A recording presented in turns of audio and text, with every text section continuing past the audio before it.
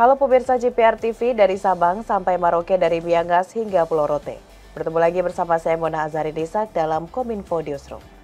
Halo pemirsa JPR TV.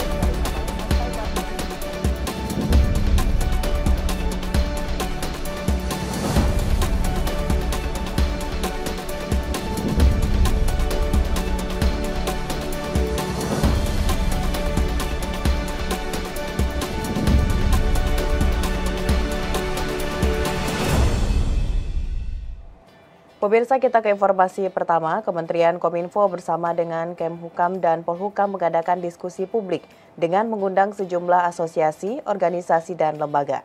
Diskusi publik RKUHP merupakan bentuk demokrasi di tengah dinamika sosial politik.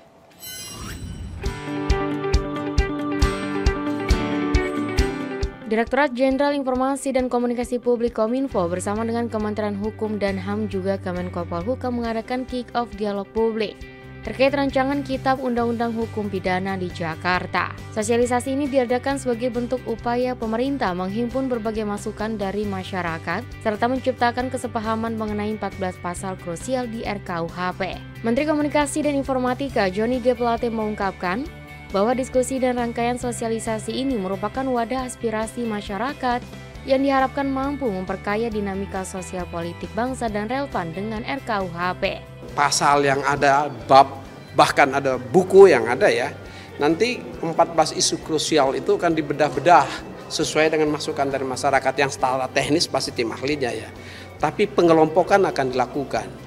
Ya, akan dilakukan yang mana yang akan tetap berada di KUHP atau bahkan sebahagian nanti akan menjadi bagian di undang-undang yang lain atau bahkan di peraturan di bawahnya. Itu tergantung nanti. Itulah tujuannya. Tujuannya. Jadi partisipasi masyarakat ini sangat penting. Pada kesempatan yang sama, Menteri Hukum dan Keamanan Yasona Lauli menyebut bahwa terdapat 11 kota yang nantinya akan mendapatkan sosialisasi terkait implementasi RKUHP. Menkumham menegaskan bahwa pihaknya akan mempertimbangkan berbagai saran dari seluruh elemen masyarakat guna demi mewujudkan terbentuknya prinsip demokrasi dan nasionalisme. Kita akan pertimbangkan semua masukan-masukan yang ada. Ya. Kalau dari segi beliau mengikuti program deradikalisasi, setia kepada negara Kesatuan Republik Indonesia itu sudah sejak lama. Tapi kan kita pertimbangkan berbagai masukan dari elemen-elemen masyarakat.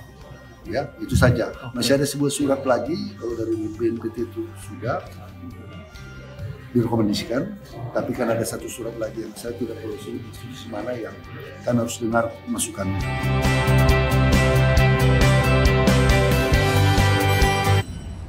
Indonesia patut berbangga karena presidensi G20 akan membuat sejumlah keputusan penting yang berdampak secara global.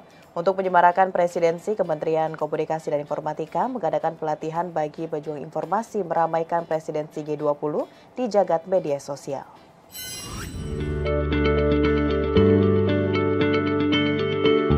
Tahun 2022 menjadi momen yang membanggakan karena Indonesia menjadi tuan rumah presidensi G20. Indonesia akan membuat sejumlah keputusan penting yang akan berdampak secara global. Dalam hal ini, Kementerian Komunikasi dan Informatika mengadakan pelatihan untuk para pejuang informasi dalam membangun diskusi dengan hashtag G20 Indonesia di media sosial Twitter. Twitter merupakan jaringan informasi real-time yang menghubungkan penggunanya dengan cerita, ide, pendapat, dan berita terbaru tentang apa saja yang dianggap menarik oleh banyak orang. Pengguna akun sosial media Twitter biasanya tidak menunjukkan diri, namun menunjukkan tentang apa yang terjadi. Aktifnya pengguna Twitter tanah air dapat meramaikan sekaligus menjadi ruang diskusi terbuka publik di ranah digital.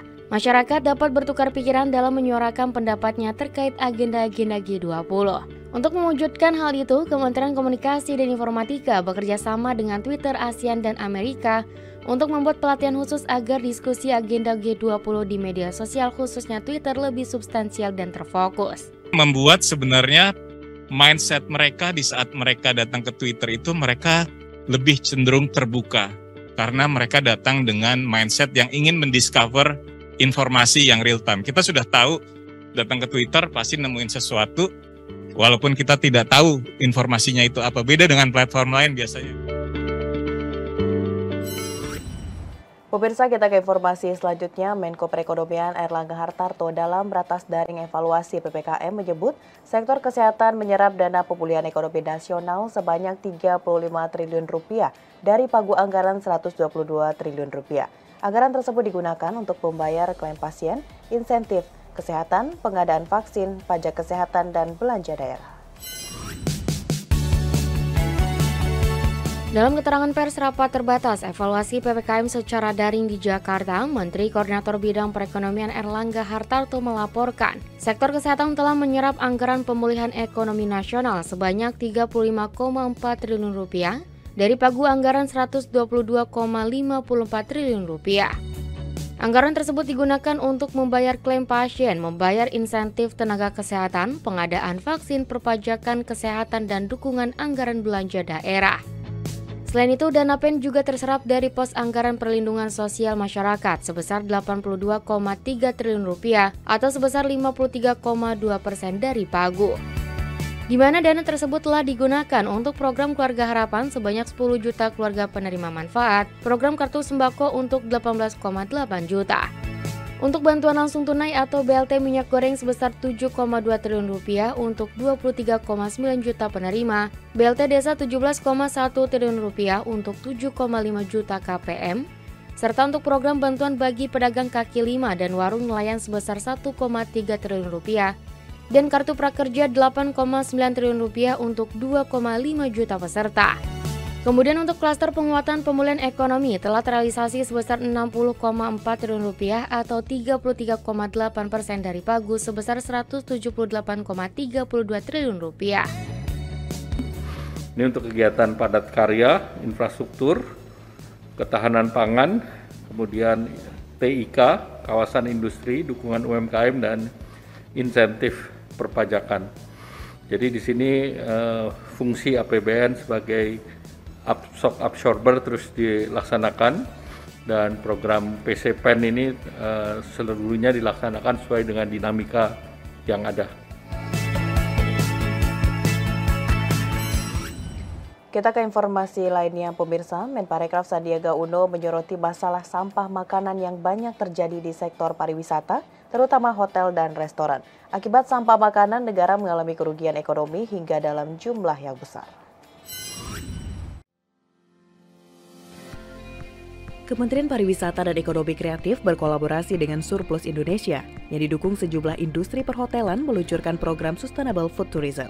Peluncuran program tersebut guna menekan tingkat food waste dan food loss atau sampah makanan di Indonesia.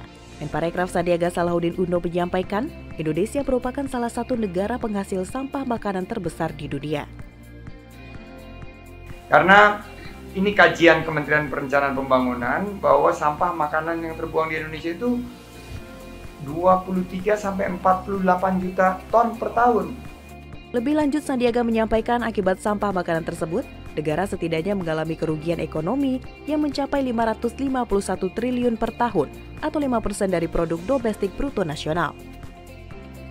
Nah, ini juga ironi ya, karena ada Global Hunger Index 2021, tingkat kelaparan Indonesia ini di peringkat 3 di Asia Tenggara, tapi kita malah membuang-buang makanan kita. Dan menurut Sandi, sampah makanan merupakan masalah kita bersama, terutama di sektor industri pariwisata, pada hotel dan restoran yang memiliki fasilitas food and beverage.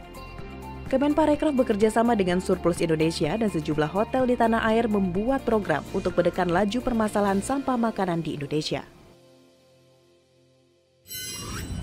Pemirsa, setelah jeda pariwara kami akan kembali dengan berbagai informasi lainnya. Tetaplah bersama Kominfo Newsroom.